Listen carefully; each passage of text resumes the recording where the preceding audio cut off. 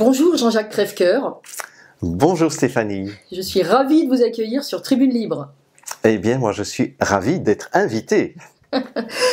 Vous êtes à la fois auteur, formateur, conférencier international. Oui. Vos maîtres mots sont l'autonomie, la conscience et le respect. Vous avez jadis, avant-hier, réalisé un parcours d'études de sciences physiques à Namur. Oui. Parce que vous êtes belge. Belge d'origine et j'ai acquis la nationalité canadienne aussi, donc j'ai la double nationalité comme les agents secrets qui ont plusieurs passeports. Ben, moi j'en ai 2 pour l'instant, mais je vais pas m'arrêter là. Voilà, très bien. Je tiens à remercier ici même et à dédier cet entretien à Au Bon Tweet Français, grâce à qui cette rencontre filmée est possible. Absolument, puisque je suis à Paris pour quelques jours et j'ai croisé Vincent de Au Bon Tweet et qui m'a mis en relation avec vous. Exactement, merci à lui. Alors je voulais commencer par quelque chose de un petit peu poil à gratter pour le grand public qui nous regarde nombreux, bien sûr. Bon, ça c'est une petite boutade. Je suis allée me renseigner sur votre parcours très riche. Et évidemment, quand on tape votre nom, comme on dit sur Internet, la première chose qui arrive, c'est la fameuse fiche Wikipédia. Et la vôtre, chapeau, elle est particulièrement gratinée.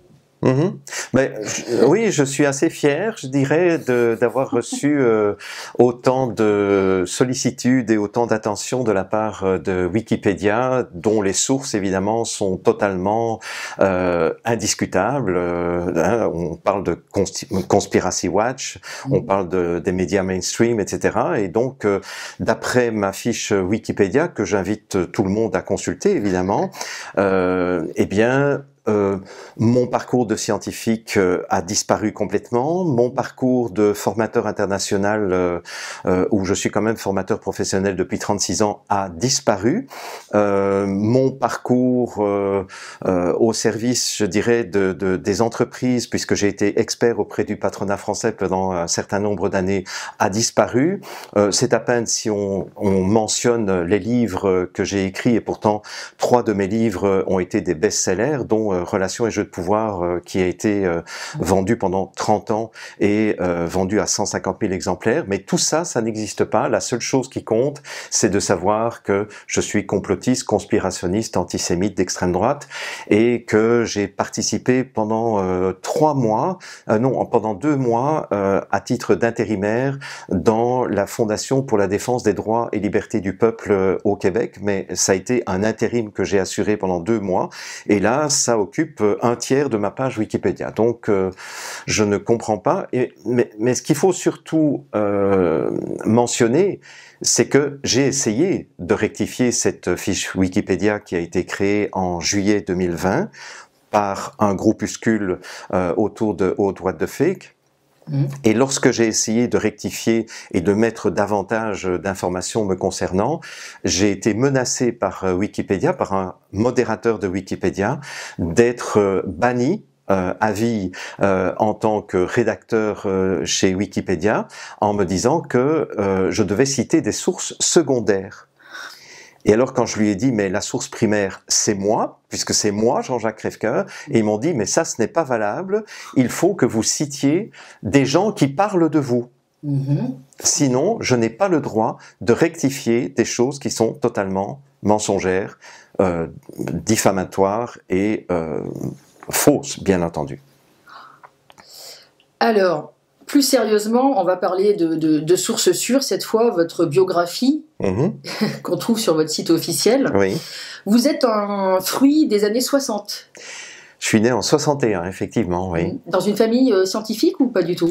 Pas du tout. Je suis né dans une famille de la petite bourgeoisie. Mon papa était instituteur.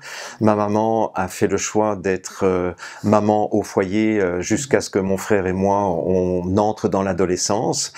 Et je dirais qu'on était dans un milieu très protégé. C'est-à-dire que je ne savais pas beaucoup de choses sur à quoi ressemblait le monde extérieur. En parlant du monde extérieur, on va faire un bond à l'adolescence. À l'âge de 15 ans, vous lisez La Divine Comédie, et là c'est une révélation. Oui. Pour quelle raison?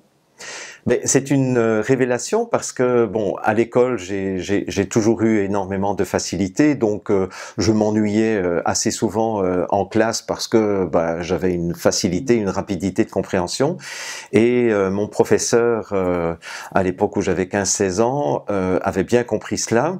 Et donc, au lieu de me faire lire, comme tous les autres élèves, 5 ou 6 romans obligatoires pour l'année, il m'a proposé de lire La Divine Comédie commentée, ce qui m'a fait avaler 5000 pages de lecture. Il y avait La Divine Comédie, qui est ce fameux poème écrit en 100 chants par Dante, mais ce que j'ai lu, c'était tous les commentaires qui faisaient allusion et qui expliquaient à quoi Dante faisait allusion dans chacun de ses vers. Ce qui fait que parfois, dans le livre, il y avait un vers de la Divine Comédie et puis il y avait 5 pages de commentaires pour faire allusion. Et c'est là que j'ai découvert la philosophie. Puisque Dante faisait énormément de références à la philosophie des Grecs anciens, de l'ancienne Rome, les philosophes des Moyen-Âge, etc. Et c'est là que je me suis dit, mais il y a des gens qui passent leur vie entière à se poser la question du sens de leur existence. Et c'est à partir de cet âge-là que j'ai commencé à me poser la question de, mais qu'est-ce que je suis venu faire, moi, sur cette terre, et quel est le sens de mon existence. Et donc c'est une quête qui a commencé à 15 ans et qui a trouvé un premier point de réponse vers l'âge de 28 ans, où là j'ai compris quelle était ma mission de vie ou mon axe de vie. Avant d'en revenir à la philosophie, en 79, vos études en sciences physiques à Namur sont justement une première confrontation au réel. Oui. Ça vous a nourri pour la suite, et pour toute la suite finalement.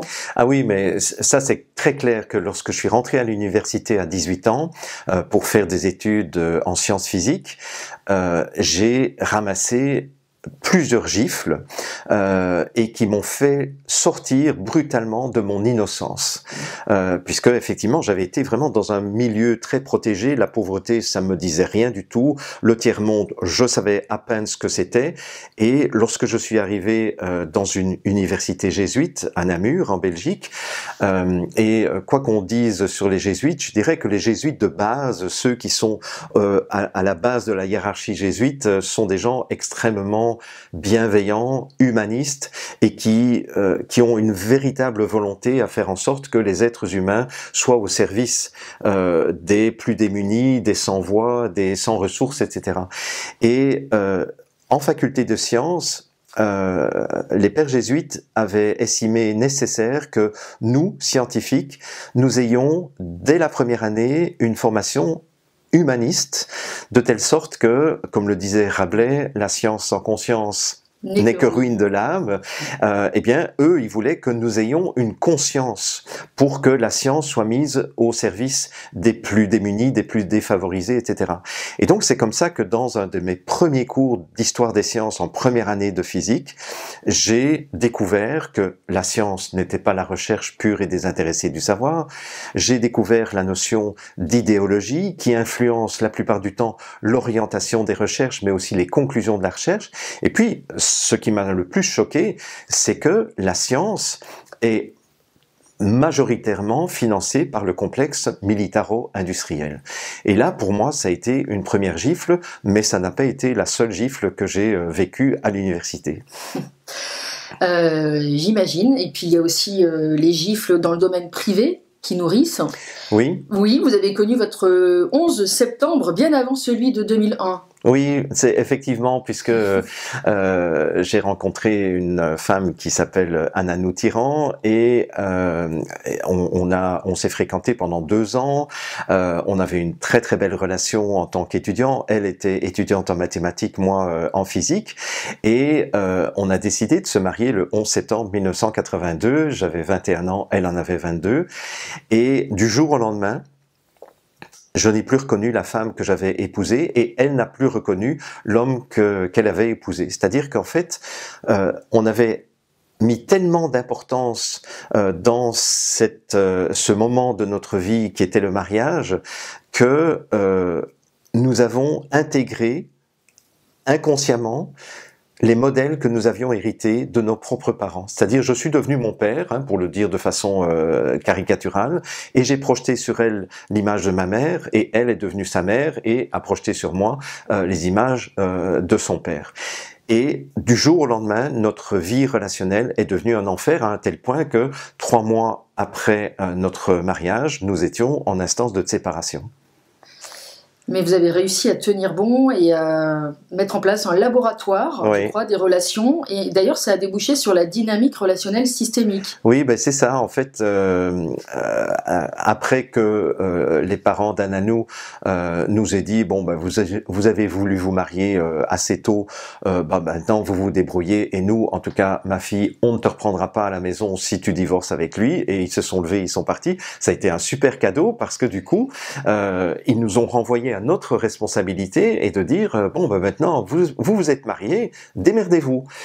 Et c'est là où, comme on avait tous les deux une formation scientifique, on s'est dit ben les seules ressources que nous avons, c'est la méthode scientifique, c'est-à-dire d'observer les phénomènes, d'essayer de les analyser et d'en tirer des lois ou d'en tirer des enseignements.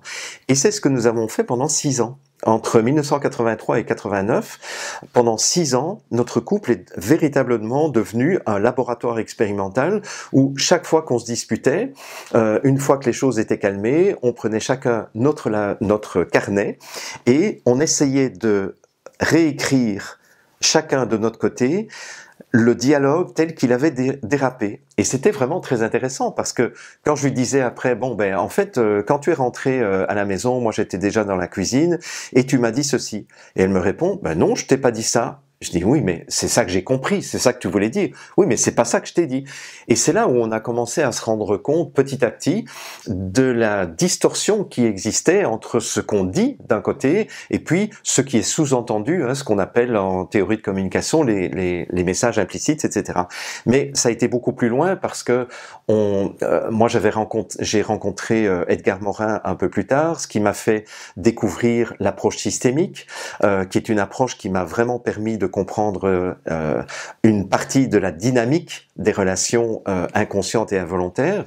Et c'est là aussi où on a décidé de faire une psychanalyse ensemble, une psychanalyse structurale, ce qui nous a permis aussi d'avoir un certain nombre de clés sur les phénomènes de manipulation inconsciente que l'on met en place dès notre plus jeune enfance. Et tout cela, plus toutes les observations que nous avons faites et toutes les tentatives que nous avons faites pour améliorer notre relation, a fait que ça a débouché sur quelque chose qui nous a permis d'abord de sauver notre couple. On a quand même vécu 24 ans ensemble et on a eu 3 enfants, on a travaillé ensemble, mais c'est là où un ami qui était maître praticien en PNL, en programmation neurolinguistique, nous a dit un jour, parce qu'il était au courant de ce qu'on avait fait pour sauver notre couple, il nous a dit « mais ce que vous avez découvert là n'existe nulle part dans aucune théorie de communication. » Et donc c'est comme ça que la dynamique relationnelle systémique est née, et c'est comme ça que je suis devenu par hasard formateur. Je croyais être formateur pour quelques mois, et ça fait 36 ans que grâce à cette démarche, je dirais, je suis devenu formateur, et j'ai été reconnu comme un des meilleurs experts à l'époque sur les phénomènes de pouvoir et de manipulation. C'est certainement ce qui explique qu'en 84, vous avez abandonné votre thèse de doctorat, c'est ça, pour vous intéresser à l'alchimie et à la maïeutique. Oui, mais en 84, en fait, je faisais mon doctorat en physique quantique, puisque j'avais terminé mes études en 83. J'avais gagné le concours du meilleur mémoire belge de physique, chose qui n'est pas mentionnée dans Wikipédia d'ailleurs, et j'ai décroché assez facilement une bourse de doctorat pour faire un travail fondamental sur la physique du solide avec un point de vue de physique quantique.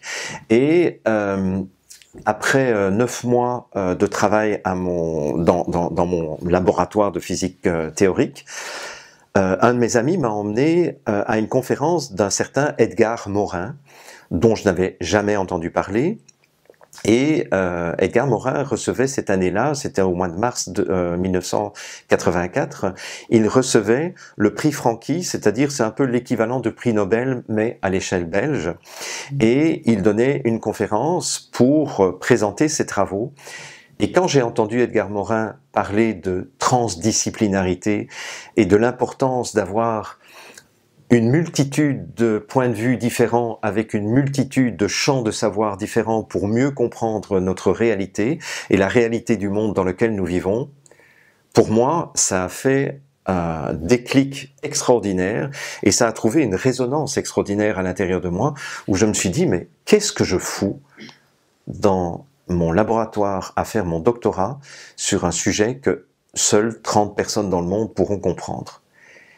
Et quelques semaines plus tard, je donnais ma démission pour refaire des études en philosophie, c'est-à-dire là je suis revenu à mon émerveillement de ma lecture de la Divine Comédie de Dante, et c'est un des éléments qui m'a amené à m'ouvrir sur d'autres champs de savoir. Ce qui fait que parfois les gens disent, mais en fait, Crève-Cœur, il parle de plein de choses différentes, mais est-ce qu'il est vraiment spécialiste de toutes ces choses-là? Alors, je ne suis spécialiste de rien, ou de pas grand-chose. Je suis peut-être spécialiste des phénomènes de pouvoir et de manipulation, ça oui, parce que j'ai consacré toute ma vie à ça, et je suis spécialiste aussi des dérives médicales au niveau de la vaccination, de la cancérologie, de sida, etc. Ça, je peux dire que sur ces deux plans-là, je peux affirmer que je suis spécialiste. Par contre, j'ai un tel intérêt pour tellement de disciplines différentes que j'en suis arrivé à adopter et à intégrer toutes ces approches, non pas pour prétendre que je suis spécialiste, mais pour proposer à ceux qui me suivent une démarche transdisciplinaire et pour élargir les points de vue dans lesquels on essaye de comprendre finalement la réalité dans laquelle nous vivons. Voilà un peu mon parcours avant de devenir formateur. Donc vous remettez en lien tous ces domaines. Oui, oui. Et ça, la mise en lien, c'est une forme d'intelligence. Je pense que c'est la forme d'intelligence dont on a le plus besoin aujourd'hui.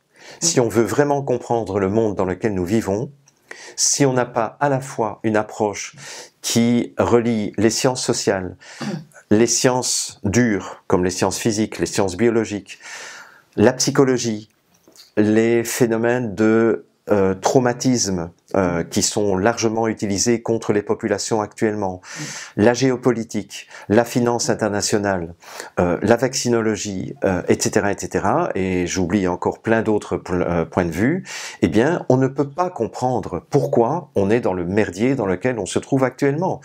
Les Américains ont une expression que j'aime beaucoup, où ils disent « connect the dots », connecter les points.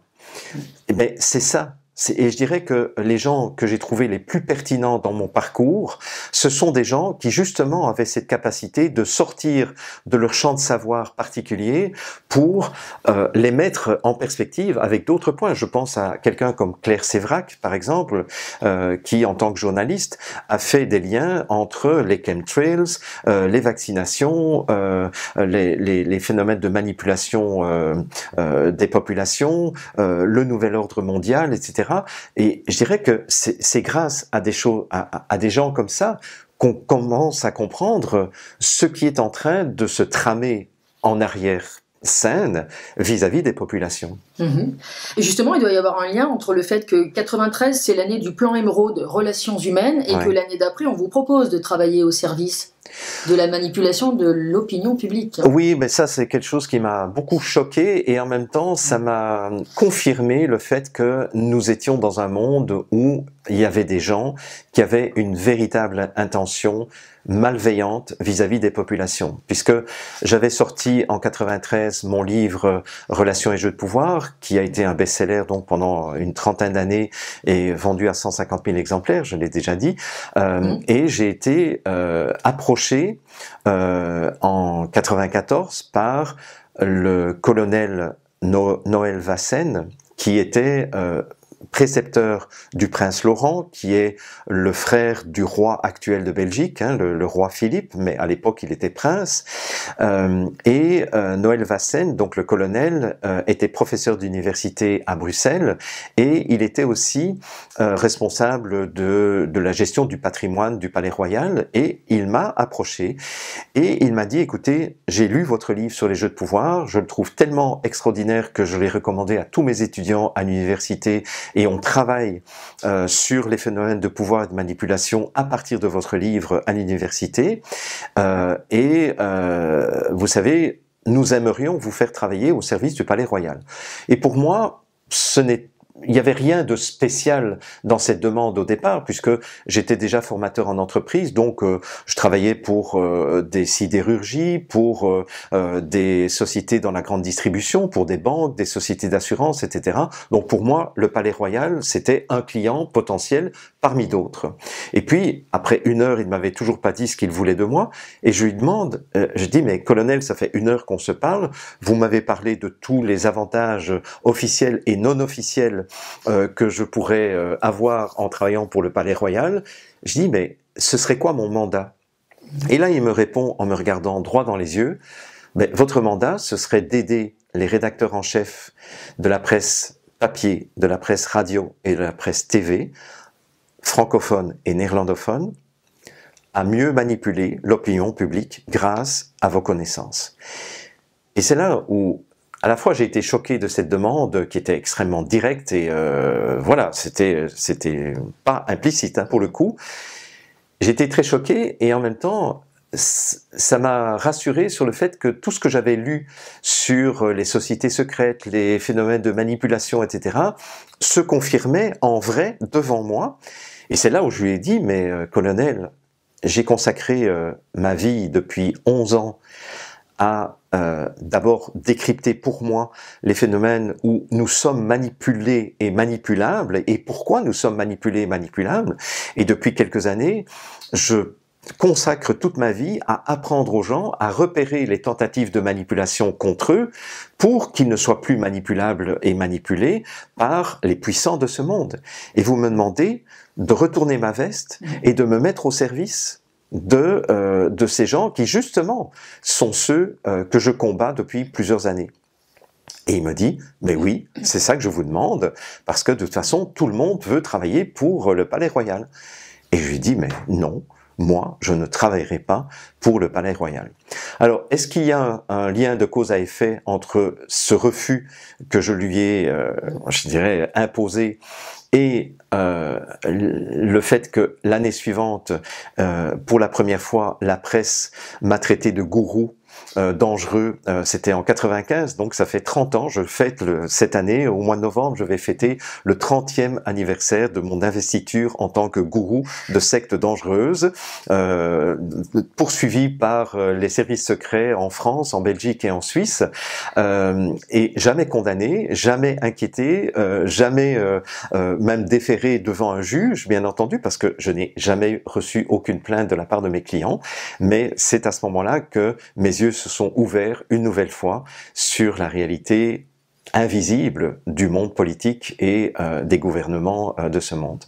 D'ailleurs, ce qui n'a pas dû arranger votre cas, c'est qu'en 94, vous avez dénoncé l'assassinat de l'ordre du Temple solaire. Ben, je l'ai pas fait tout de suite, mais en tout cas, le hasard entre guillemets faisait que j'avais une tournée de conférences en Suisse la semaine où on a découvert le suicide collectif de l'ordre du Temple solaire. C'était début octobre 94 et le matin même où on a découvert les scènes macabres, puisqu'il y avait 2 chalets différents dans deux régions différentes de Suisse, où on a découvert une 60aine de personnes mortes, suicidées entre guillemets, je devais être interviewé par la radio suisse romande, qui était donc la radio nationale en Suisse, par une journaliste qui s'appelle Roselyne Fayard.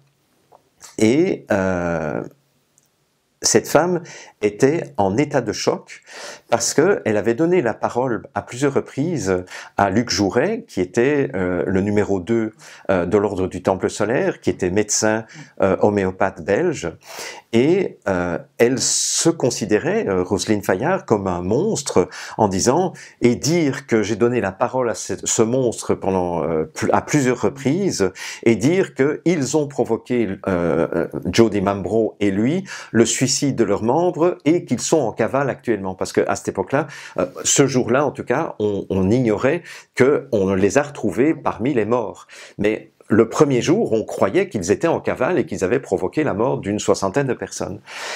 Et donc moi j'ai fait mon interview, j'ai accompagné cette femme avec les outils qui étaient à ma disposition pour la recentrer et pour faire en sorte qu'elle puisse quand même faire mon interview, parce que moi j'étais là pour faire une interview à la radio et tout à coup elle était complètement déconstruite, détruite, etc.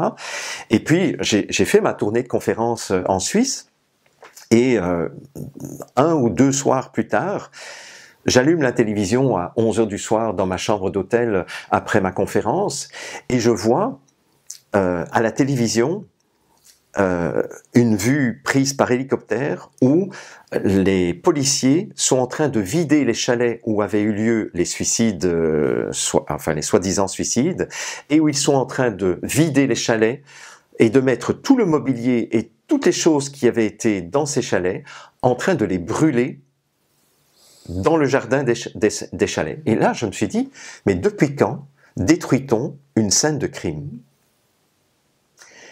Et ça, c'est une information, pour le coup, qui se trouve encore sur Wikipédia, et le juge qui a donné l'ordre de brûler et de détruire tous les indices, finalement, s'est expliqué très maladroitement en disant « je ne voulais pas traumatiser la population suisse, et c'est pour ça que j'ai fait détruire les scènes de crime. » Bon. Par la suite, je me suis rendu compte effectivement que les enquêtes indépendantes qui ont eu lieu, entre autres de Monsieur Vuarnet, dont la femme et le fils ont été tués en 95 dans le Vercors.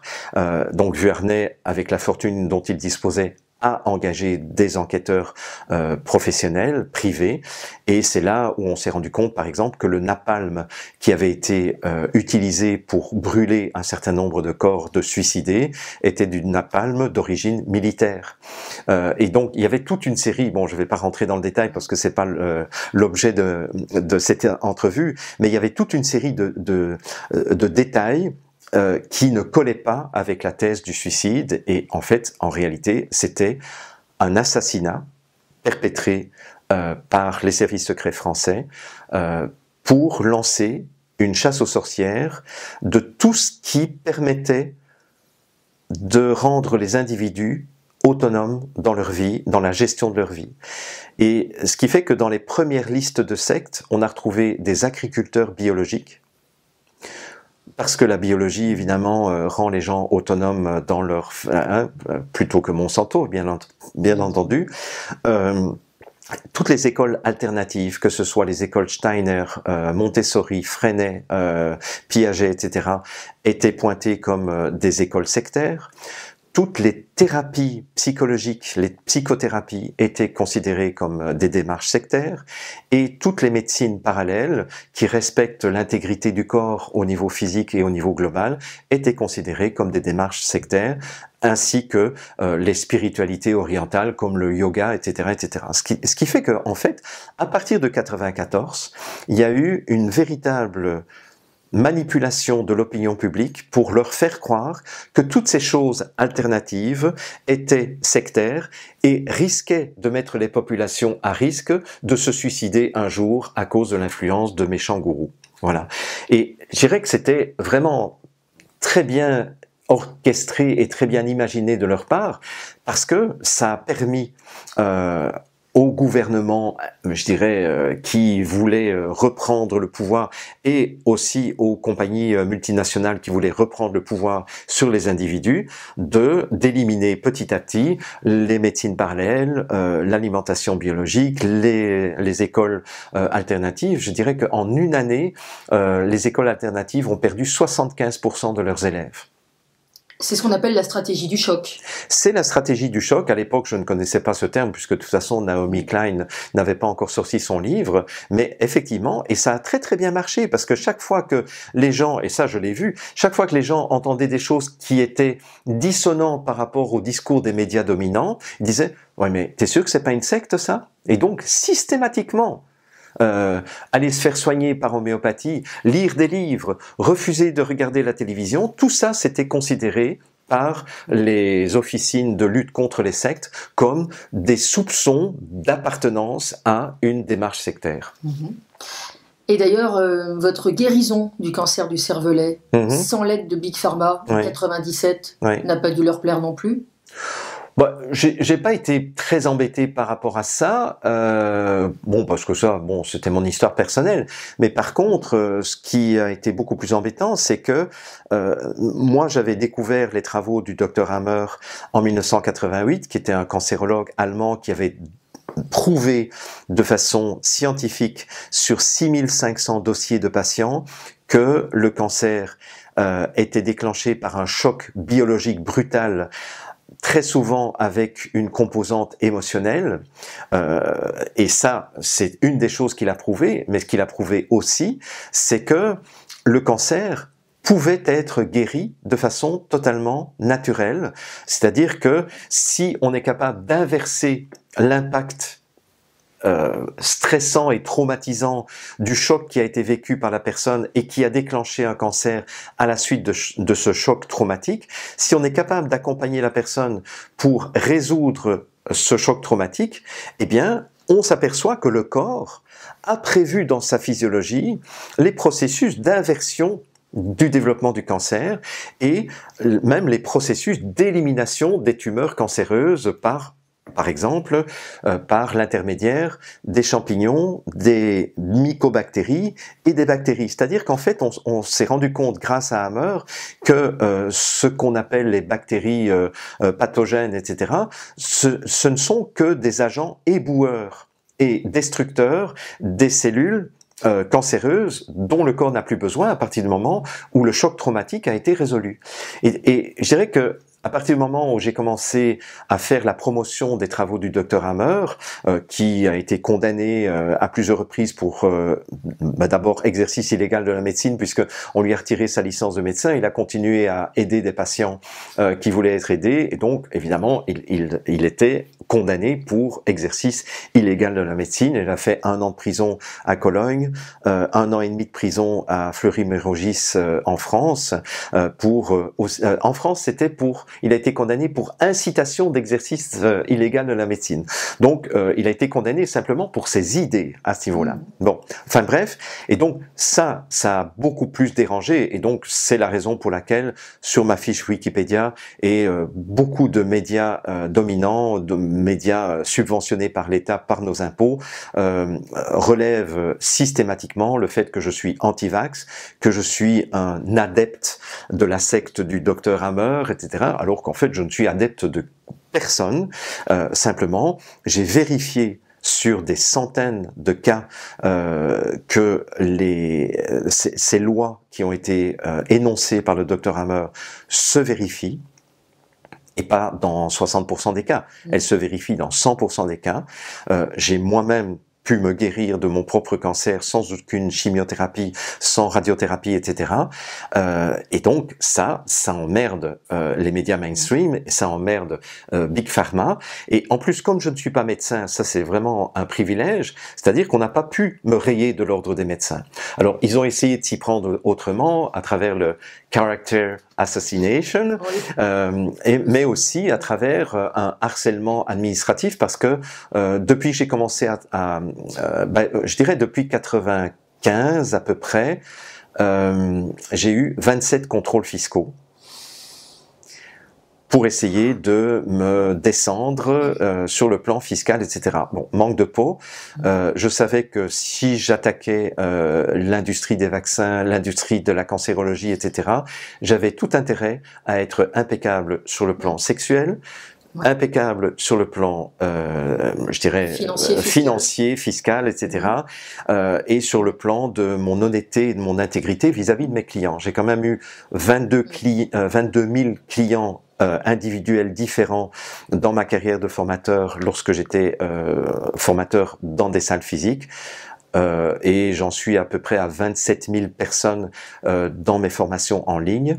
Je n'ai jamais eu la moindre plainte de la part de qui que ce soit que j'ai formé et qui a acheté mes formations. Ce qui fait que jusqu'à présent, ils n'ont pas réussi à avoir ma peau. Et ni le cancer d'ailleurs. Et vous faites justement l'expérience du jeûne en 99. On peut dire que le jeûne fait objectivement partie de protocoles anti-cancer en Allemagne, je crois, même encore actuellement. Oui. Bon, mais moi j'ai jeûné pas pour cette raison-là, parce que moi j'avais déjà guéri de mon cancer. Le jeûne, c'était plus une expérience de quête, de vision. 99, j'avais 38 ans, j'approchais de la crise de la quarantaine, que j'ai faite d'ailleurs.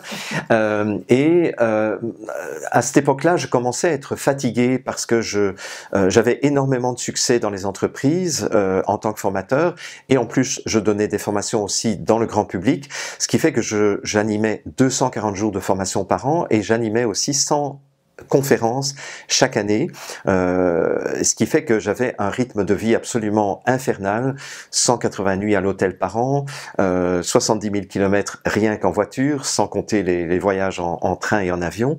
Et à un moment donné, j'ai dit, ok, qu'est-ce que j'ai envie de faire de la suite de ma vie, parce que je peux pas continuer à ce rythme-là.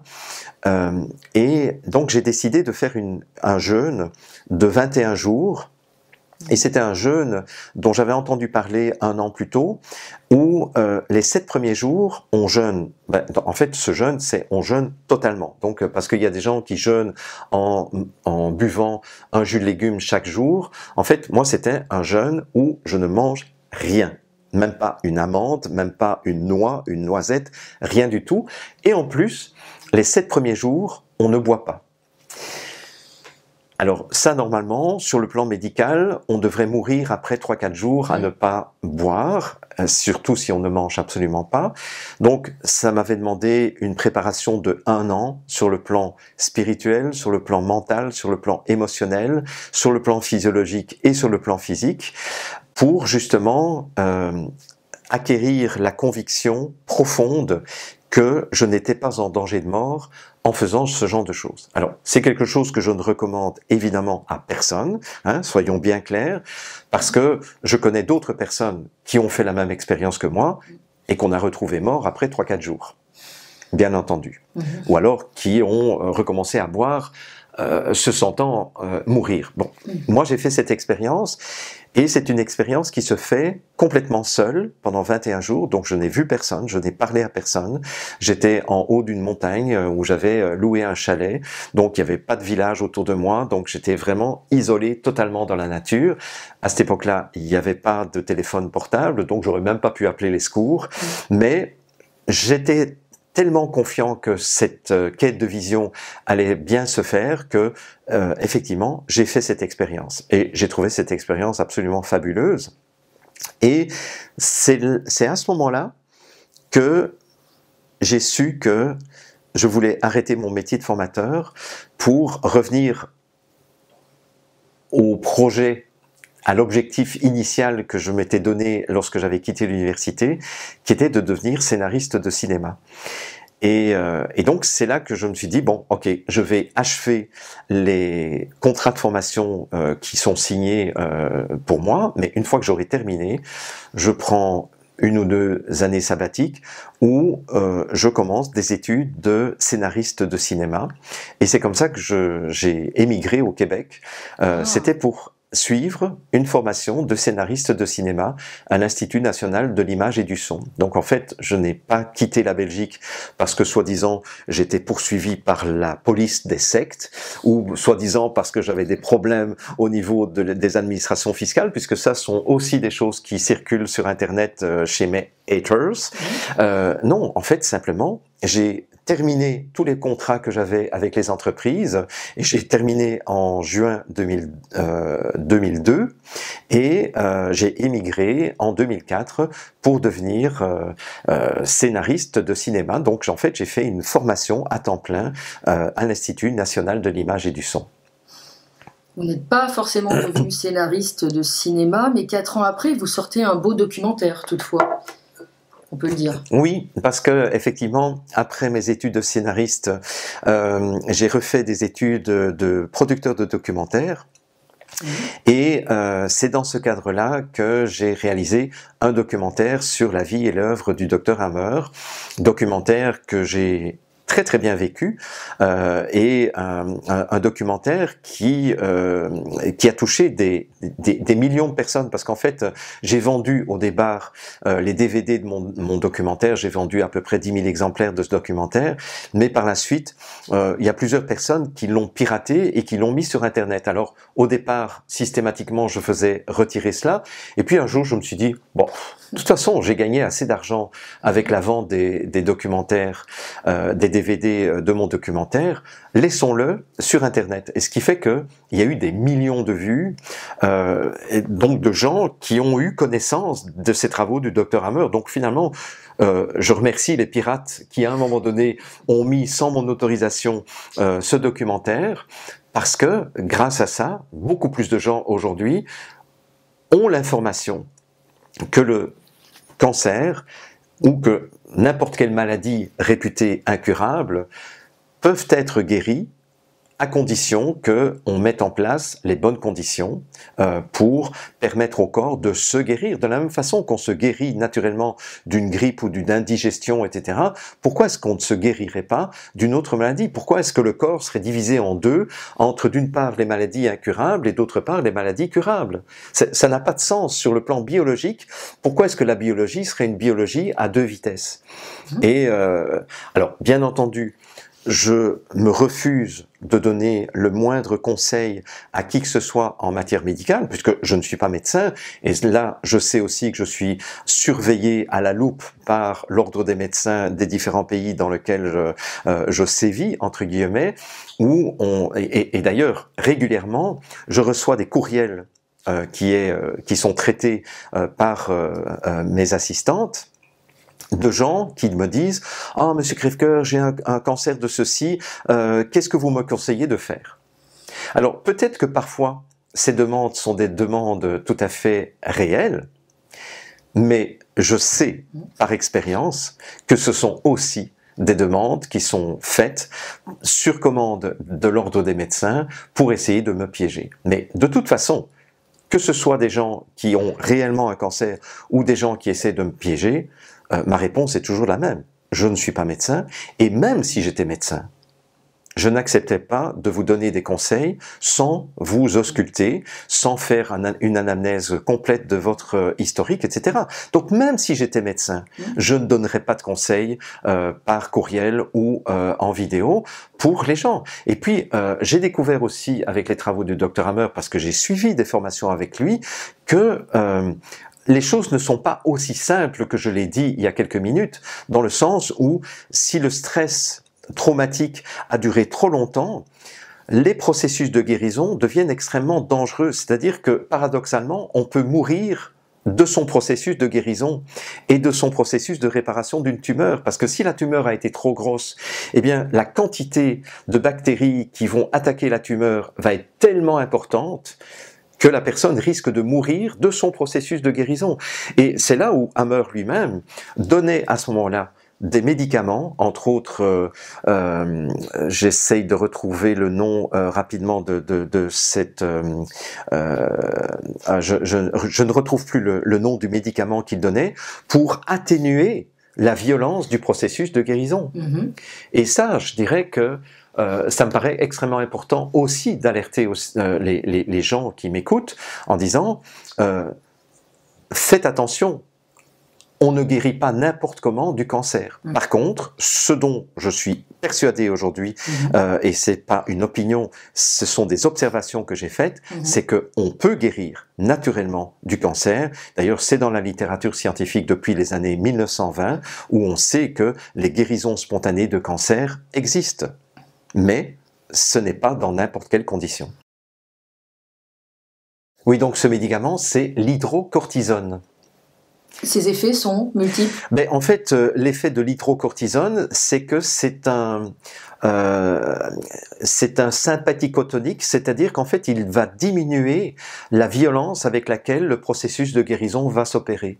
C'est-à-dire que ça va rééquilibrer le système nerveux autonome de telle sorte que la personne ne meurt pas de son processus de réparation. C'est-à-dire que du coup, l'hydrocortisone va prolonger la durée pendant laquelle le processus de guérison naturelle du cancer va se faire, mais sans que ce soit, je dirais, létal ou morbide pour la personne qui est en train de se guérir naturellement. En 2009, vous êtes donc déjà arrivé au Québec. Oui, oui. Et là, première répétition de la star Covid-19, qui prend le nom cette année-là de H1N1. Oui. Mais ça ne marche pas. En fait, moi je dois dire que je me suis tenu assez loin de toutes les alertes pandémiques qui ont eu lieu au début des années 2000, puisque je rappelle qu'il y a eu une alerte de SARS-CoV-1, il y a eu une alerte d'Ebola, il y a eu une alerte de grippe aviaire, etc. Tout ça entre 2000 et 2009.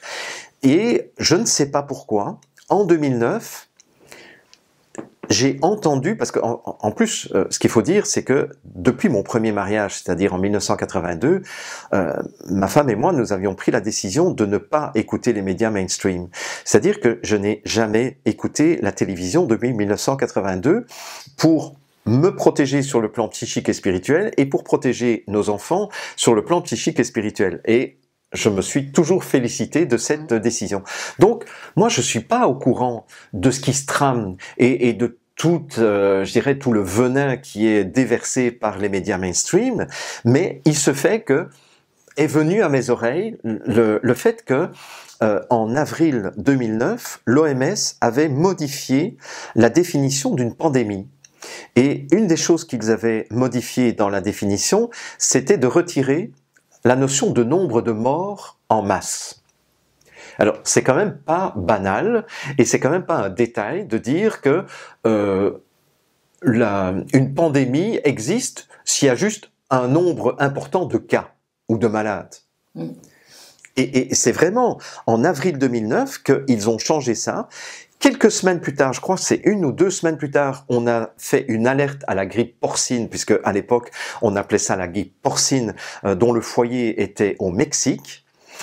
Et c'est le 11 juin 2009 que la directrice de l'OMS, Margaret Chan, a déclaré l'urgence pandémique officiellement. Bon, alors c'est marrant parce que l'urgence pandémique du Covid-19, c'était le 11 mars 2020. Là, c'était le 11 juin 2009. Le 11 septembre 2001, c'était les attentats du 11 septembre, donc les attentats du World Trade Center. Le 11 septembre 1973, c'était le coup d'État où on a renversé Allende pour remettre à la place le dictateur Pinochet, etc. Donc c'est très marrant qu'on trouve toujours des 11, mais bon, ça c'est un petit clin d'œil à l'ordre mondial. Et donc, je me suis rendu compte instinctivement d'abord, et puis en le vérifiant par la suite, que quelque chose de grave était en train de se tramer. Et c'est là où j'ai pris la décision de m'engager dans un combat contre la propagande mensongère des médias, alors que jusque-là, j'avais laissé passer toutes les alertes pandémiques sans m'en préoccuper, parce que moi, ce qui m'intéresse dans ma vie, c'est d'aider les gens à avoir une meilleure vie, d'être autonome et de vivre leur vie de façon autonome, consciente et responsable. Et là, je ne sais pas pourquoi, je sentais qu'il y avait vraiment, en fait, c'était mon âme qui me disait, Jean-Jacques, tu ne peux pas laisser passer ça. Et j'ai senti très vite que ce serait insupportable pour moi de continuer mon travail comme si de rien n'était et de me retrouver dans une dictature en ayant peut-être sauvé ma peau, mais en ayant essayé de rien faire pour contrer cette mise en place d'une dictature. Et j'étais persuadé d'ailleurs que j'allais me faire tuer avant le 31 décembre 2009, et donc j'avais convoqué mes filles et ma deuxième femme de l'époque en leur disant, écoutez, de toute façon, que ça vous plaise ou pas, moi j'ai pris la décision de me battre contre cette propagande mensongère et extrêmement dangereuse pour les libertés individuelles. Maintenant, je viens de prendre des assurances vie extrêmement importantes parce que de toute façon, je sais que d'ici le 31 décembre, je serai mort. Bon. À partir de là, la peur de mourir m'a complètement quitté, je dirais, parce que je savais que Big Pharma a l'habitude de descendre, de tuer les gens qui s'opposent à leur narratif ou à leur plan. Le film La Constance du jardinier en est une très très belle illustration. Alors, ce qui a été génial, c'est que, bon, à l'époque, moi, je n'étais pas sur les réseaux au niveau vidéo. En 2009, c'était les tout débuts.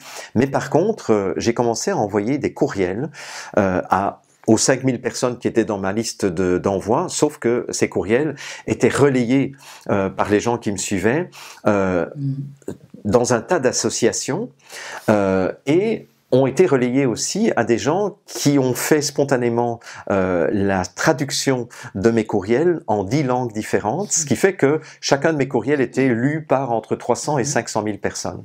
Et grâce à ça, j'ai été contacté par un militaire canadien et un militaire français qui m'ont expliqué que dans le cadre de la crise H1N1, les militaires, depuis le mois de juillet 2009, étaient entraînés à la guérilla urbaine. Et quand je leur ai demandé, j'ai d'ailleurs filmé le témoignage du militaire canadien, puisque bon, j'étais au Québec à cette époque-là, et ils expliquaient qu'en réalité, le plan qui était prévu, c'était que l'armée boucle quartier après quartier les villes, pour que les brigades sanitaires aillent frapper à toutes les portes de maison pour vacciner de force toutes les personnes qui étaient présentes sur le territoire. Ça explique pourquoi Roselyne Bachelot a commandé 95 millions de doses de vaccins alors qu'en France, il n'y avait que 68 millions de personnes. C'est parce que tout simplement, le but, c'était de fermer les frontières hermétiquement avec l'aide de l'armée, et puis d'aller boucler les quartiers, d'aller boucler les villages, et de vacciner de force toute la population. Le même témoignage m'a été fait au Canada et en France. Et en plus, à un moment donné, j'ai une taupe qui a commencé à m'écrire depuis le cabinet de Roselyne Bachelot. Je n'ai jamais su son nom. C'était quelqu'un qui est resté tout à fait anonyme, et heureusement pour elle d'ailleurs. Mais du coup, j'avais 15 jours à l'avance l'information de ce qui était en train de se tramer au niveau de la gestion H1N1. Et c'est grâce à ça qu'avec un certain nombre de copains lanceurs d'alerte, parce qu'on était très peu nombreux à cette époque-là, on a réussi à les faire reculer. Et là, j'ai su par un général de l'armée française que, à un moment donné, on était tellement présents sur les réseaux sociaux qu'ils ont craint une guerre civile et ils ont reculé et ils ont dit ce ne sera pas pour cette fois-ci que nous allons vacciner de force toute la population. Et c'est comme ça qu'on s'est retrouvé avec des millions de doses qui ont été inutilisées. C'est parce qu'on a eu tellement d'influence à cette époque-là qu'ils ont eu peur et ils ont reculé. Il y a aussi un élément que met en avant Corinne Lallot, c'est que les médias mainstream n'étaient pas assez arrosés d'argent à l'époque pour jouer le jeu jusqu'au bout. C'est vrai, parce que effectivement, moi qui étais au Québec, j'ai été l'invité de tous les médias mainstream, TV et radio. J'ai fait des émissions en direct en plus, Ah oui, donc on ne peut pas couper. Avec des médecins en face de moi qui étaient là comme contradicteurs, mais comme je savais que les médecins reçoivent entre 2 et 4 heures de formation sur les vaccins sur 6 à 7 ans d'études ou sur 10 ans d'études, je les ai massacrés, ces médecins. Ouais. Je rappelle à chaque fois, parce que c'est important de le dire, j'ai plus de 70 livres consacrés uniquement à la vaccination dans ma bibliothèque. J'ai une trentaine de livres consacrés à la virologie dans ma bibliothèque. Je ne suis pas médecin, je ne suis pas virologue, je ne suis pas biologiste, mais j'en sais 100 fois plus que la plupart des médecins sur la virologie et sur les vaccins. Ce qui fait que j'ai eu l'occasion au Québec de parler librement sur les médias mainstream et de ridiculiser jusque le ministre de la Santé que j'ai traité en direct de menteur et qu'il ne m'a jamais attaqué pour diffamation. Parce que je lui ai prouvé, j'avais un article de presse de 2 ans auparavant où je lui ai dit « mais vous avez déclaré exactement l'inverse 2 ans plus tôt. Ah oui. Vous êtes un menteur, monsieur le ministre. » Vous l'avez mis face à ces contradictions. Absolument. On peut mentionner ici le livre de Marc Menant, L'histoire inquiétante de la vaccination, pour lequel il est allé à la Bibliothèque nationale de France consulter les carnets de Pasteur et de ses associés. Oui. Et apparemment, Pasteur lui-même et ses associés reconnaissent que rien ne tient, en fait, dans le vaccin contre la rage. Tout était fraude Oui. dans la démarche de Louis Pasteur. Ça, c'est extrêmement clair, c'est documenté. Pasteur avait refusé que ses carnets de laboratoire soient jamais publiés. Et donc, il avait confié ses carnets à la famille, sauf qu'il y a quelqu'un de la famille de Pasteur, alors je ne sais plus si c'est son arrière-petit-fils ou son arrière-petit-neveu, enfin, quelqu'un qui ne l'aime pas, de la famille Pasteur, qui a décidé de donner tous les carnets à la Bibliothèque nationale ou aux Archives nationales de France. Et c'est un chercheur anglo-saxon qui, le premier, s'est tapé la lecture de tous les carnets et a sorti un bouquin avant Marc Menant, d'ailleurs, parce que Marc se base sur les travaux de ce chercheur. Et donc, ce chercheur a démontré que Pasteur n'avait jamais réussi à protéger les populations, que ce soit les populations humaines ou animales, avec ces soi-disant vaccins. D'ailleurs, il était chimiste. Il était un piètre chimiste et un de ses opposants, c'était Antoine Béchamp, qui était un Français aussi, qui lui était docteur en médecine, docteur en pharmacie et docteur en biologie. Un gars qui était d'une rigueur intellectuelle absolument irréprochable, mais qui a passé sa vie dans son laboratoire, alors que Pasteur passait sa vie entre autres, dans la cour de Napoléon III, à séduire les ministres de l'entourage de Napoléon III, à séduire la femme de Napoléon III avec son microscope et à se faire passer pour un génie de la science, alors qu'en fait, Pasteur était un voleur. Il a volé les travaux d'un certain nombre de ses contemporains, et pas seulement d'Antoine Béchamp, pour déposer des brevets grâce auquel il a été immensément riche, et il a corrompu le ministre de la Santé de l'époque de Napoléon III en lui promettant 50% des bénéfices liés au brevet de la vaccination si ce ministre de la Santé rendait obligatoire la vaccination contre la rage. Et c'est comme ça que l'histoire de la vaccination est devenue une histoire de corruption. Mais avant Pasteur, il y avait eu Edward Jenner en Angleterre, où le premier vaccin, en fait, c'était le vaccin contre la variole, et c'était 1796. Et là aussi, Jenner avait corrompu, il avait acheté le ministre de la Santé de Londres en disant « Si vous rendez la vaccination obligatoire, je vous fais bénéficier d'une partie de mes bénéfices. » La vaccination, pour une industrie pharmaceutique, c'est le jackpot absolu, puisque finalement, elle s'adresse à tout le monde dès le plus jeune âge, contrairement à des médicaments qui s'adressent à des catégories de malades. Oui. Donc c'est le marché le plus large et c'est le plus grand jackpot qui soit. En fait, il y a un bouquin très intéressant aux éditions Marcopiéteur qui s'appelle « Vacciné, non vacciné ».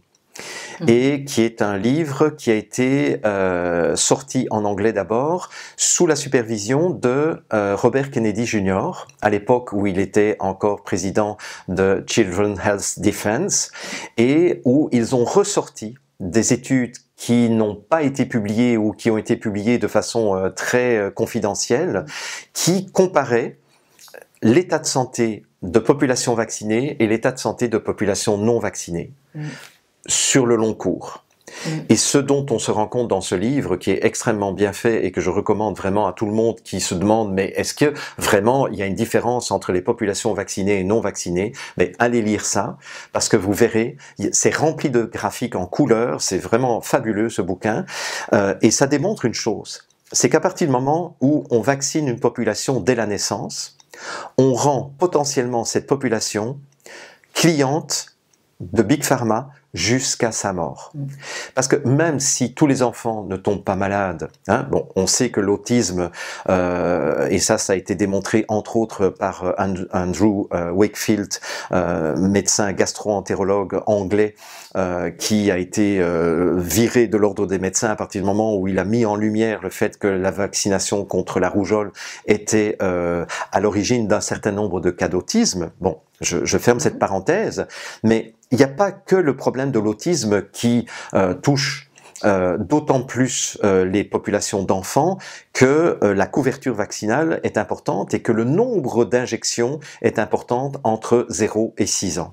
Et ça, on le voit, ce sont les États-Unis qui ont le record du monde du nombre d'injections. La France est en train de rattraper les États-Unis d'ailleurs et c'est extrêmement préoccupant.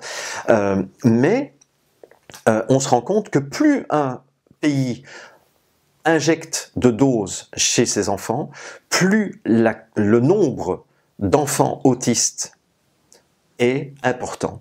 Bon, ça c'est une chose. Mais tous les enfants ne deviennent pas autistes, et surtout les filles, hein, parce que ça touche beaucoup plus les garçons que les filles, l'autisme.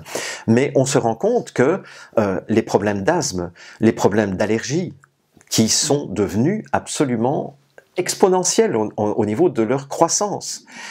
Maintenant, les enfants allergiques, ce n'est plus une minorité, c'est devenu quasiment plus de 50% des enfants qui sont devenus allergiques à quelque chose. Mais plus tard, c'est le lit aussi des maladies auto-immunes, c'est le lit des maladies du cancer et des maladies dégénératives. Ce qui fait que finalement, on se rend compte que vacciner un enfant à la naissance, c'est lui préparer un parcours médical qui va être le parcours du combattant et qui va l'amener à rencontrer toute une série de pathologies que les non-vaccinés, la plupart du temps, ne rencontrent pas. Absolument. Ça fait penser à Isabelle Adjani et ces deux garçons qui se portent très bien. Oui.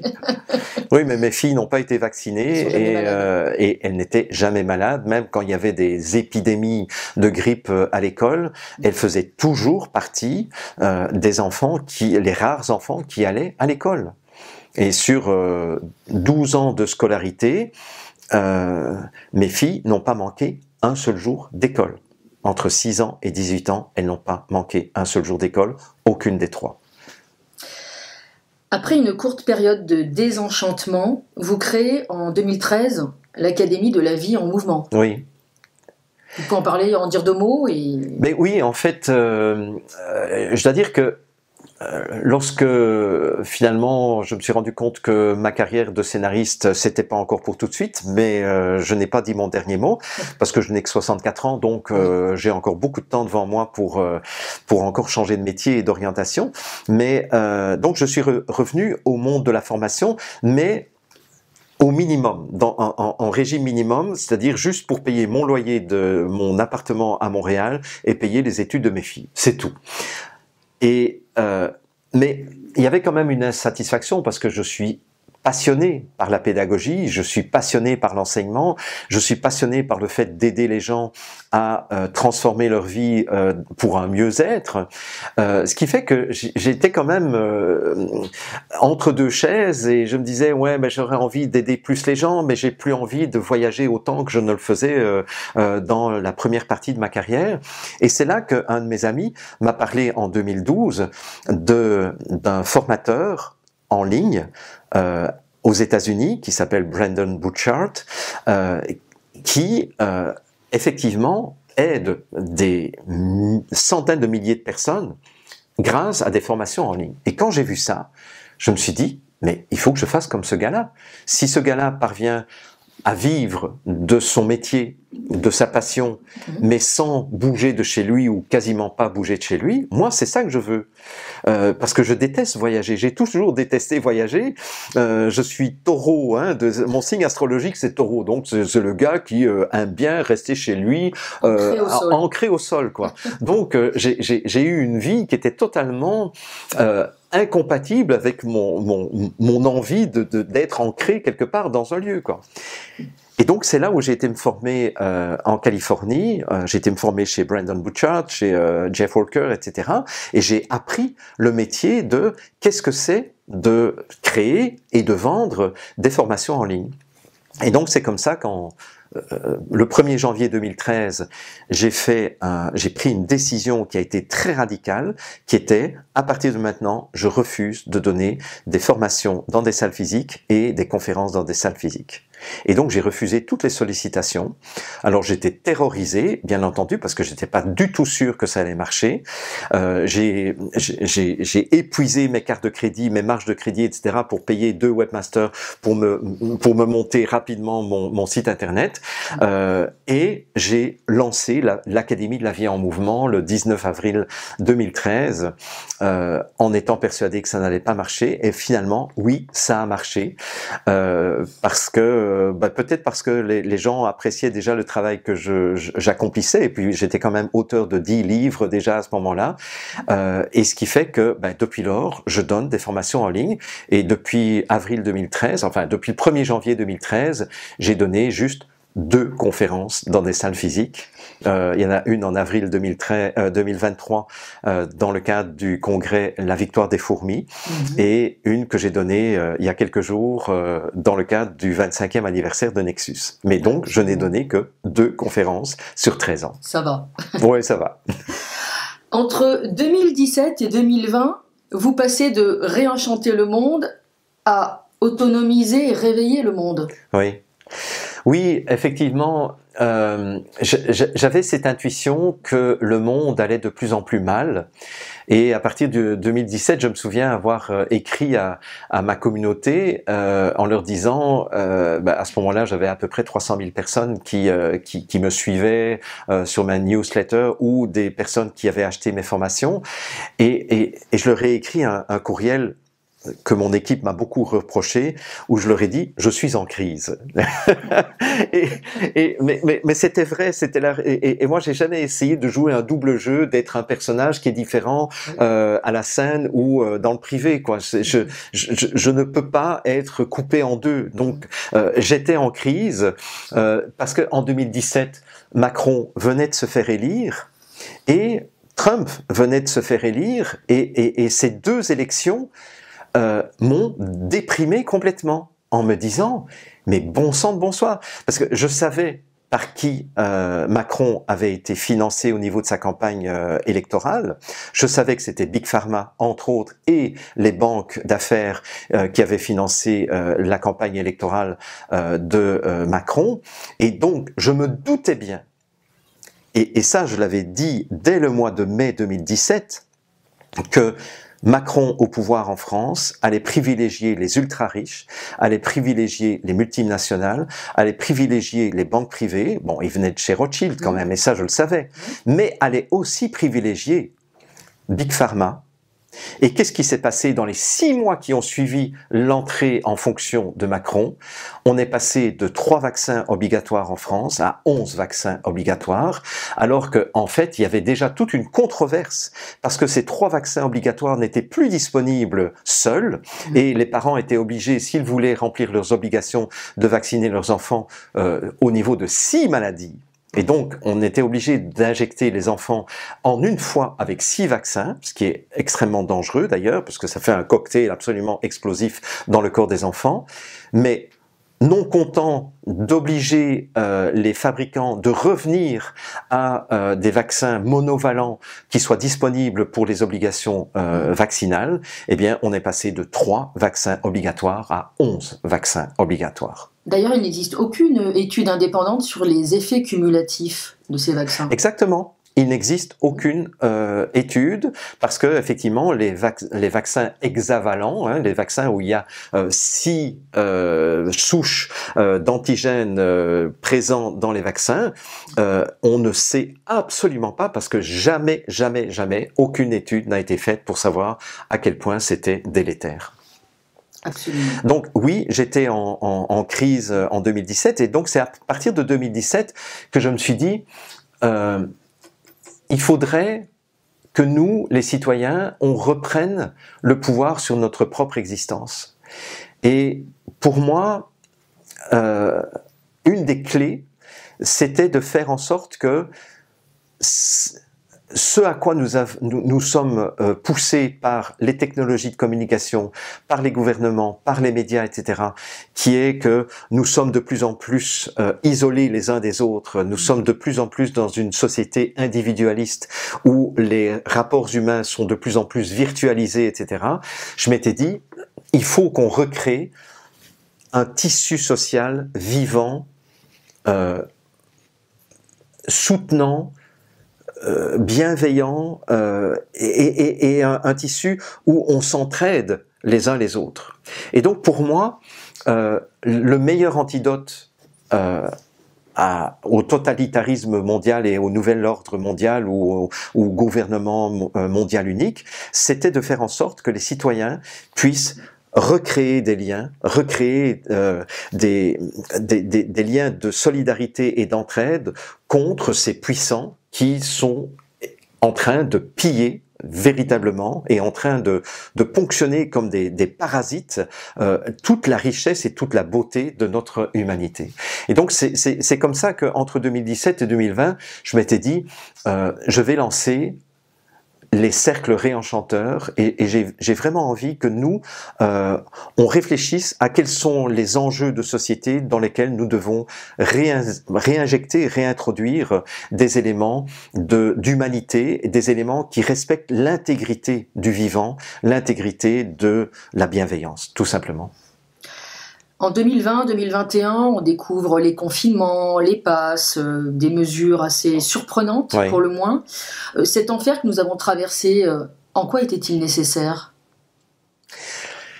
C'est une bonne question, ça. Je ne sais pas s'il était nécessaire, parce que j'ai toujours considéré que il n'est pas nécessaire de souffrir pour évoluer, mais parfois, quand on n'est pas capable de comprendre par soi-même, la souffrance peut être un élément de choc pour le réveil d'une partie de la population. Et je dirais que, pour moi, ce qui s'est passé à partir de février-mars 2020, ça a été une superbe opportunité pour des millions de personnes d'ouvrir les yeux sur les véritables enjeux et les véritables intentions de cette élite mondiale que j'ai rebaptisée la minuscule minorité de psychopathes milliardaires. Et il est clair qu'on ne reviendra jamais en arrière par rapport à ce que la société était avant 2020, mais on ne reviendra pas en arrière ni au niveau des mesures liberticides et des pertes de liberté, des pertes de pouvoir d'achat que nous avons subies, mais on ne reviendra pas en arrière non plus au niveau des prises de conscience de millions de personnes. En 2017, aux États-Unis, il y avait une grande enquête qui avait été faite où on demandait aux gens faites-vous confiance dans votre médecin ou dans les industries pharmaceutiques? Et à cette époque-là, 71% 40% des Américains en 2017 avaient répondu « Oui, je fais confiance en mon médecin ». En 2022 ou 2023, j'hésite sur la date, mais je sais que c'est 22 ou 23, on a refait la même enquête aux États-Unis auprès de la population générale, donc pas auprès de la population qui suivent les lanceurs d'alerte. Pas auprès des gens éveillés.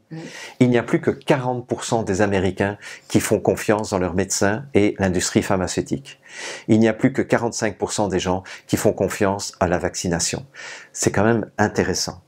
Et là aussi, on ne reviendra pas en arrière. Comme je l'ai dit dans mon intervention lors de l'anniversaire de Nexus, j'ai dit, vous savez, quand quelqu'un ouvre les yeux sur la réalité, il est impossible qu'il les referme. C'est-à-dire que les gens en termes de gestion de population, on peut dire que il y a de plus en plus de gens endormis qui deviennent éveillés. Donc il y a un flux permanent de gens endormis qui s'éveillent et qui vont rejoindre le camp des éveillés. Et par contre, on ne voit aucun flux qui va du camp éveillé vers le camp endormi. C'est impossible. Une fois qu'on a vu les choses, eh bien, on ne peut pas revenir en arrière. La première fois que j'ai mangé une mangue, j'étais en Inde, c'était en 1983, je n'avais jamais mangé de mangue de ma vie. Mais la première fois que j'ai mangé une mangue, c'était lumineux et je n'ai jamais oublié le goût de la mangue. Donc je ne peux pas faire comme si je n'avais pas connu l'expérience.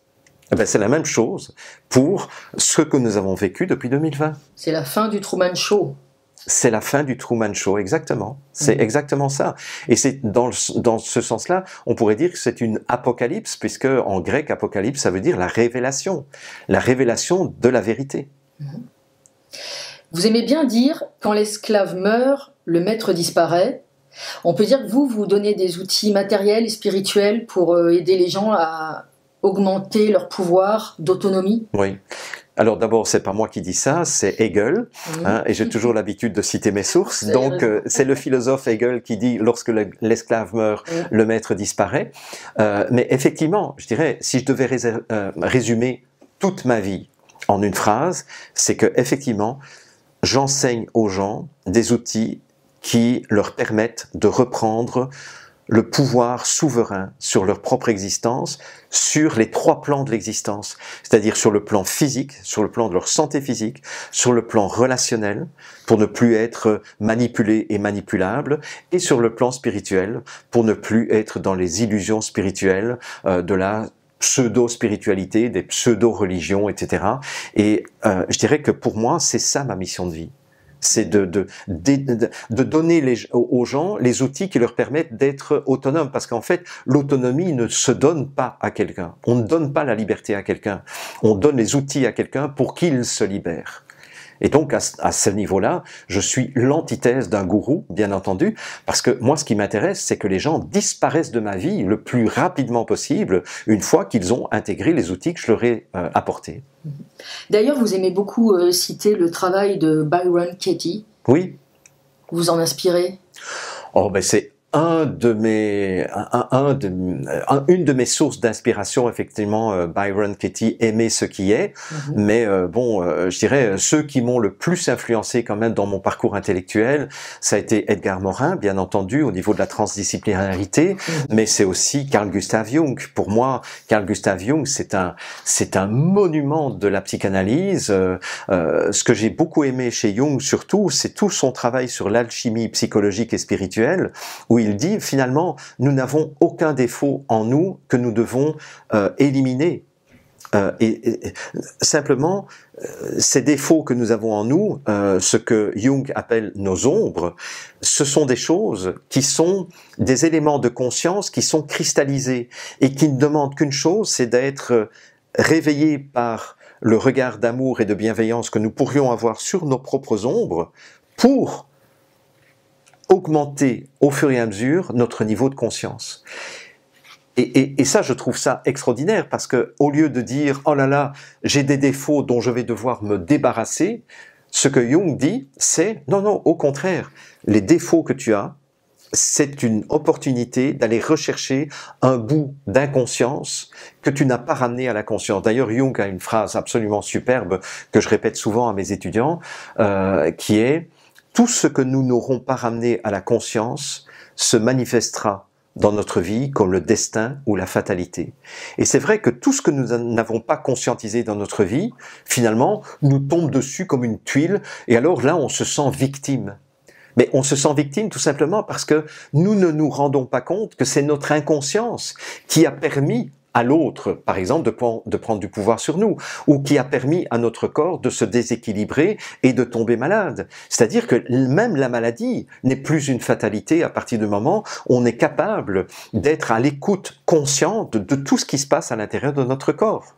D'ailleurs, moi, depuis l'âge de 26-27 ans, j'en ai 64, donc si on fait le calcul, ça fait à peu près 38 ans que je n'ai plus pris une aspirine, un antibiotique, un antidouleur, un antipyrétique, rien. Et ça fait une trentaine d'années que je ne prends plus de remède homéopathique ou que je ne recours plus à l'homéopathie. Pourquoi? Parce que tout simplement, j'ai appris à devenir conscient de ce qui se passe au niveau de mon corps. Et c'est ça pour moi la clé de l'intégrité souveraine. C'est ça pour moi la clé de cette autonomie que nous avons tous la possibilité de retrouver. Donc c'est à ça que je consacre ma vie. Pour finir, vous vous intéressez évidemment aussi aux neurosciences, à la création de nouveaux circuits neuronaux, etc.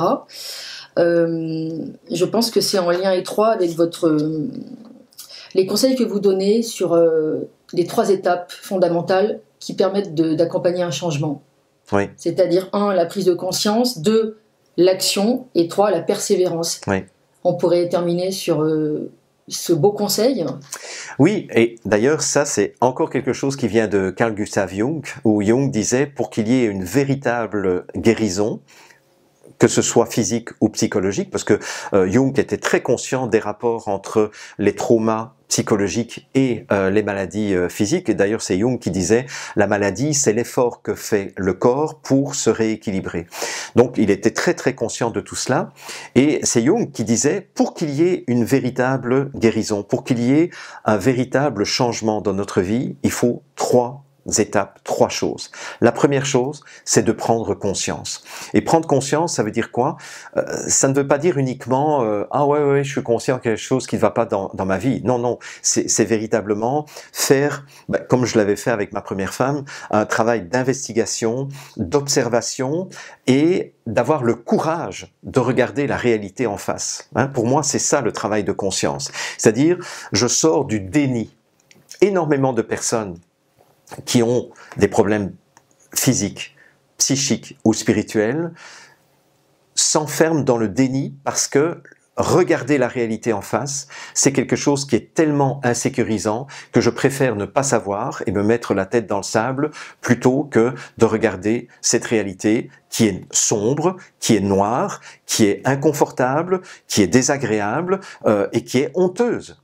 Donc ça, c'est la première chose. Donc la conscience, c'est déjà tout un processus. C'est pas simplement, eureka, ça y est, j'ai compris pourquoi je suis malade, pourquoi j'ai des problèmes conjugaux, pourquoi ma vie n'a aucun sens, etc. et que je suis déprimé. Non, c'est véritablement toute une démarche active d'aller vers nos zones d'obscurité et d'accepter, de reconnaître et d'accepter ce qui est. C'est là où on rejoint Byron Katie qui dit « accepter ce qui est ». C'est aimer ce qui est. C'est ok, je suis un sale manipulateur, je suis un salopard de je ne sais pas quoi, d'égoïste, eh bien, je reconnais que ça fait partie de ma réalité et je l'accepte. Enfin, j'accepte le fait que ça se trouve en moi, à l'intérieur de moi. Bien, ça, c'est la première étape, selon Jung. Et selon moi aussi, du coup. Deuxième étape, c'est, bon, c'est bien d'avoir pris conscience, c'est bien d'avoir identifié, c'est bien d'avoir même fait tout ce travail de transmutation alchimique dont Jung parle dans ses travaux, mais après, ce qu'il va falloir faire, c'est poser des actes. Alors, pourquoi est-ce que Jung, et pourquoi est-ce que moi, j'insiste autant sur le fait de poser des actes? C'est parce que tant que je n'ai pas posé un acte, je n'inscris pas cela dans ma mémoire cellulaire. Parce que, contrairement à ce qu'on pense, notre mémoire ne se trouve pas dans le cerveau. Hein, ça, c'est encore une des illusions qui a été battue en brèche par les neurosciences modernes. Maintenant, les neuroscientifiques le savent.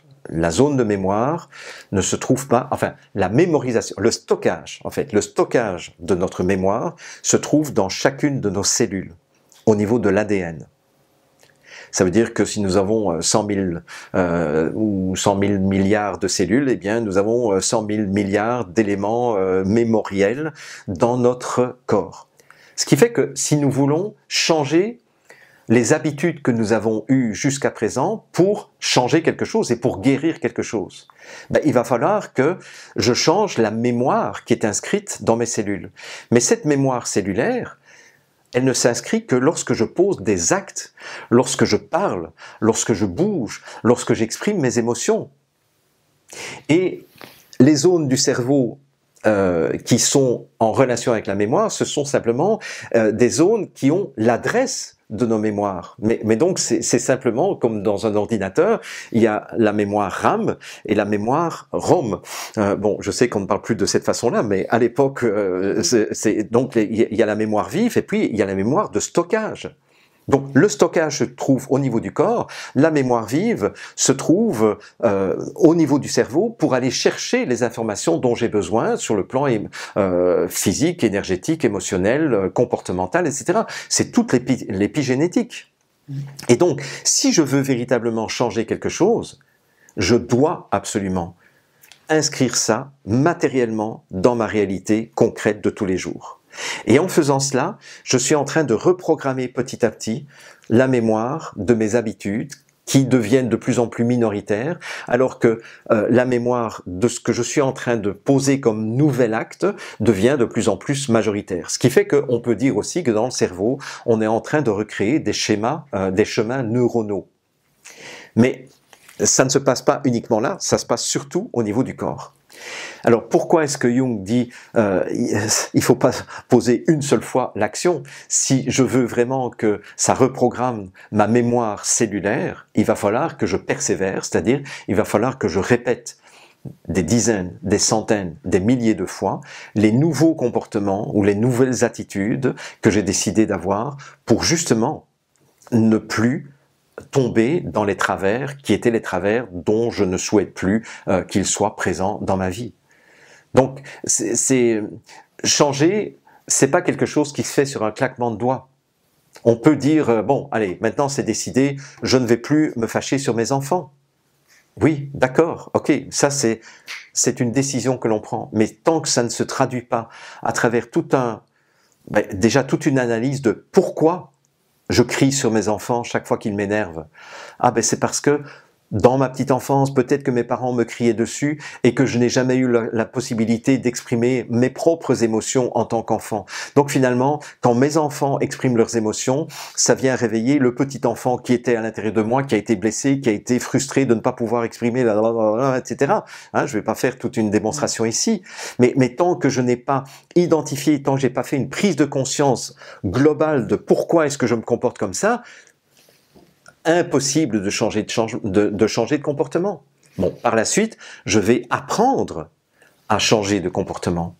Mais je ne vais pas le faire une fois avec mes enfants. C'est tous les jours. Donc là, il va falloir que je mette en place toute une série de stratégies, de rappels pour que, petit à petit, la nouvelle attitude en tant que père de famille ou en tant que mère de famille se mette en place de façon de plus en plus naturelle. De la même façon que quand j'ai appris à conduire une voiture, au début, c'était la croix et la bannière pour synchroniser mon pied droit, mon pied gauche, le changement de vitesse, etc.